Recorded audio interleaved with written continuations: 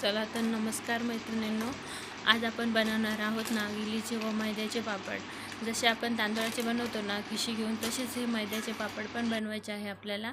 मी आधी पाणी उकळून घेतलेलं आहे, त्यानंतर त्याच्यामध्ये 1 ग्लास पाणी टाकलं व 1च ग्लास मैदा टाकला। असं करा तुम्ही। मी 3 ग्लासचं बनवलेली होती आणि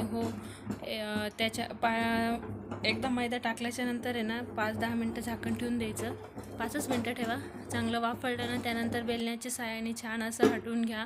नंतर डबल 5 मिनटं झाकण ठेवा आणि त्याच्यानंतर मैदा चांगला वाफळला ना तर चटणीच्या साहाय्याने कशाने तुमच्याकडून जे होईल त्याने चांगला असं मिक्स करून घ्या आणि त्यानंतर चांगला मिक्स झाला ना तर तो हाताला चिकटतही नाही आणि पापड पण छान येतो।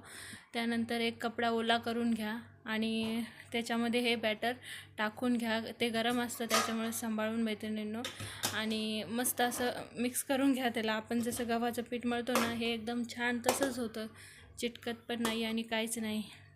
मी एकदम छान त्याला असं मळून घेतलेलं आहे ओल्या कापडामध्ये। कापड ओला असल्यामुळे चटका पण लागत नाही। हे बघा मिक्स करतच आहे मी। तुम्ही पण आधी एकच ग्लास करून बघा, चांगलं वाटलं तर मग नंतर डबल अजून करा। ते बघा छान असं पीठ तयार झालेलं आहे आपलं त्याचं। ते बघा लाटी पण बनवून दाखवते मी आणि 2 प्रकारे तुम्हाला मी पापड बनवून दाखवणार आहे।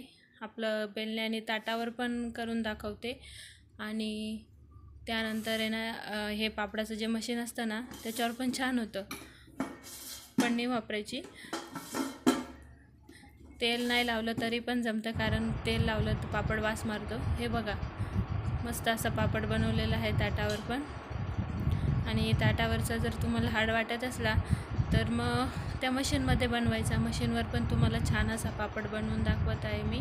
आणि ज्यांना कोणाला तांदळाचे पापड येतं त्यांना तर खूपच भारी जमून जाईल हे मैद्याचे पापड। तुम्ही एकदा ट्राय करूनच बघा आणि रेसिपी आवडली असेल तर प्लीज लाईक आणि शेअर, सबस्क्राईब, सपोर्ट करा।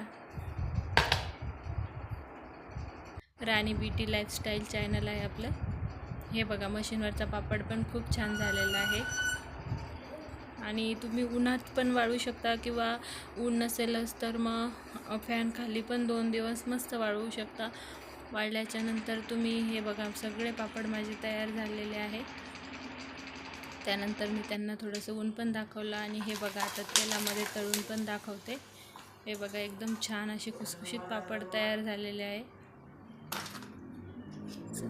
बघितले ना मैत्रिणींनो, चला तर मग बाय।